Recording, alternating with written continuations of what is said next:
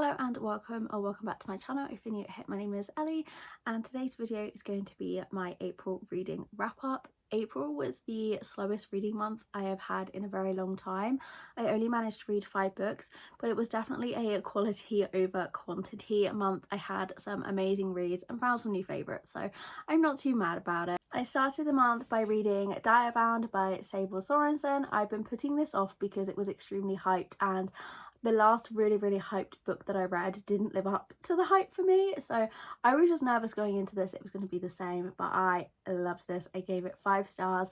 It is one of my new favourites and I cannot wait for the next book. I think it comes out in the next couple of days. This was one of those books, as soon as I finished it, I wanted to go right back to the start again. We follow our main character Merrin, and her little sister is taken by nabbers, and she would obviously do anything she can to get her sister back, including enlisting in the army in this world. Now the army have to go through all of these trials and they bond with dire wolves, which are these like extremely huge powerful wolves. They have this like telepathy between the wolf and the rider through their bond, and Merrin doesn't want to bond with a wolf. She simply just wants to get into the army so that she can be across the border to go and find her sister, but she finds herself in the heart of these trials and that she does actually have to bond while she's trying to find out what happened to her sister, trying to find her sister. There was a twist in there that I did not see coming, and I just really loved Merrin. She was such a strong female character. The trials themselves were really interesting and actually quite brutal, and a lot of romanticies lately all feature around trials, but this one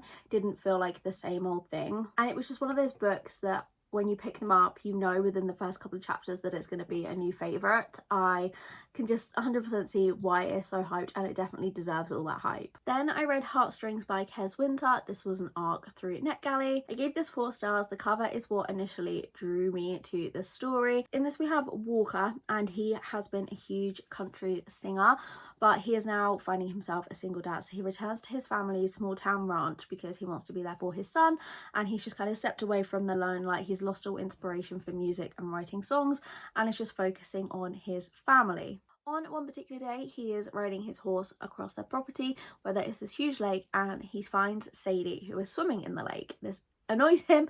He thinks that she is being really unsafe, and he goes over to tell her so, which she does not appreciate. So their first meeting does not go the smoothest. But Walker's son Jonah is also struggling a little with his reading, so Walker decides to take him to the local library where they're having some classes, but little does he know that the classes are being run by Sadie. Sadie and Jonah hit it off straight away, and Walker is encouraged to hire Sadie to be Jonah's nanny just to give him that extra support.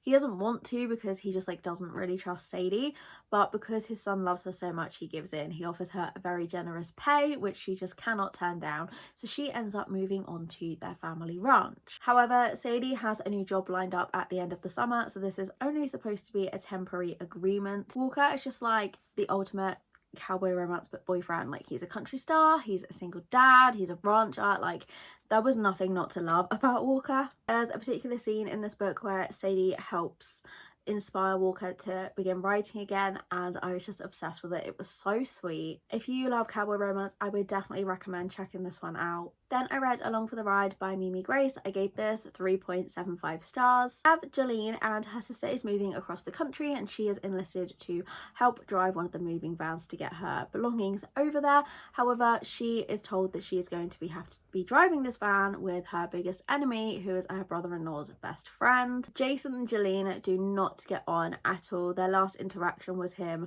shouting at her sister's wedding after she like publicly humiliates herself, and they just have this like history where they just do not like each other, but they're both willing to drive across country together because they really care about the sister and the husband. 2 of them obviously expect to just have a long silent drive, but what they don't expect is all of the little bumps in the road along the way, such as the moving truck breaking down, things being stolen.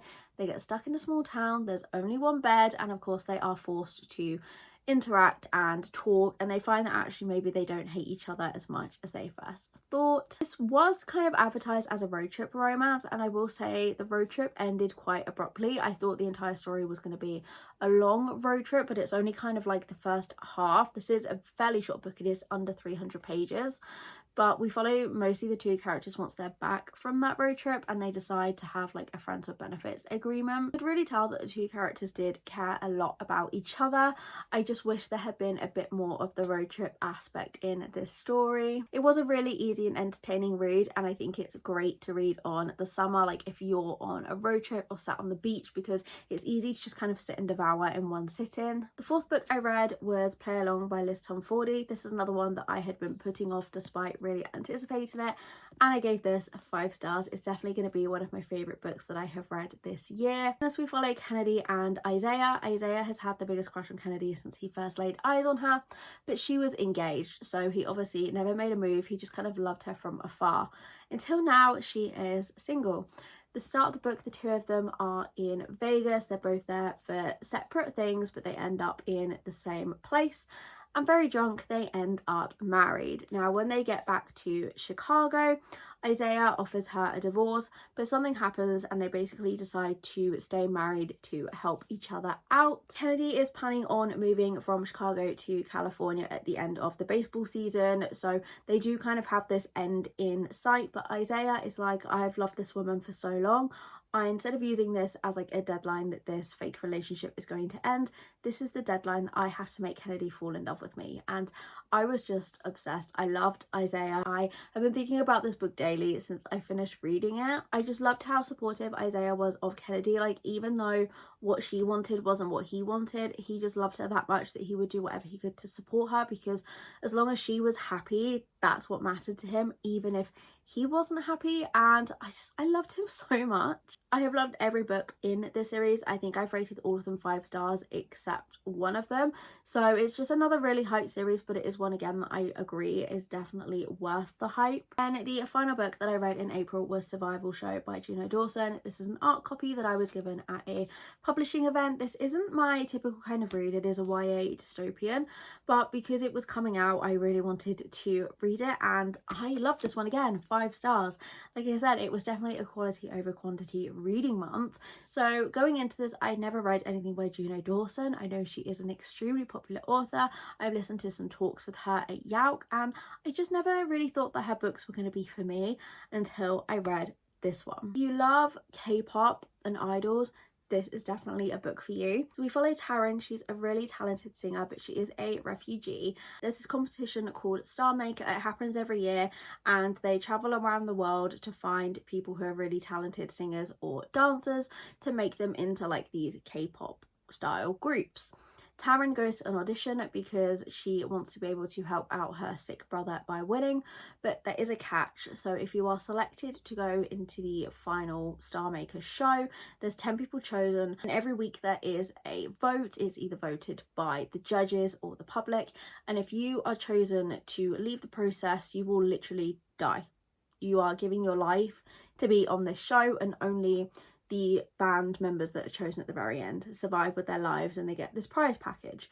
So there are very, very brutal stakes in this. The eliminations are brutal. I was kind of like shocked, but this book, I was just addicted. I could not put it down. I read so much of it in one sitting. It was just completely addicting. There are parts of it that kind of like reminded me of Big Brother, because they are all living in this house together. There's like cameras surveying them all the time because it goes out into the show. They are judged on their looks. It is like a very, very brutal concept, and the fact that like teenagers in this are literally dying because they aren't pretty enough, or they don't sing well enough, or they don't dance good enough. Like, it is like a brutal book, but it is just so addicting. I would absolutely recommend this. And that's coming from someone that doesn't really read dystopian thrillers, so the fact I loved this and it was very out of my comfort zone, I think says a lot. So those were the 5 books that I read in April. For May, I'm taking part in a readathon, which I'm doing weekly reading vlogs for, so I don't know if I will be doing a wrap up for May, because I will be talking obviously in the weekly reading vlogs about the books that I'm currently reading. But yeah, this was kind of a quick fire, so I hope I kind of explained these books well.